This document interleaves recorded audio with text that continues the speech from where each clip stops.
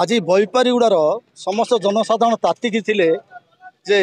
गत किछि दिन तले काश्मीर पोलग्राम ठारे आमर भारतीय भाई मानू माँ मानू जो अन्याय अत्याचार करागला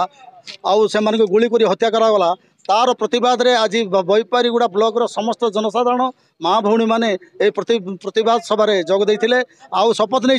जे आगामी दिन में जदि कौन प्रकार जदि अन्याय अत्याचार हुए आम सही पारू ना आउ गोटे आम कहवाई चाहूँ सरकार को केंद्र सरकार को कहबार उद्देश्य है जे जो मैंने हत्या करिसेंती जो मैंने हत्या कर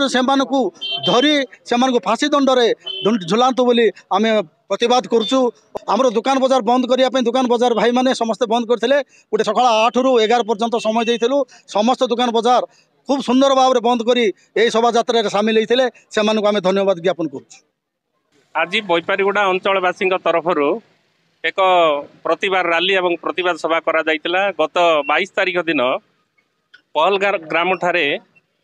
पाकिस्तान आतंकवादी माने आमर 26 जन पर्यटकों को हत्या करते से प्रतिवाद रे आज आम अंचलवासी तरफ एक प्रतिवाद सभा प्रतिवाद रैली करा जे माने से आमर ओडिशारू जड़े प्रशांत शतपथी को हत्या करा तेणुक से मानू आम बईपारीगुड़ा अंचलवासी तरफ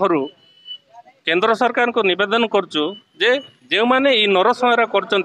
प्रथम चिन्हट करी दंड विधान करा जाऊ।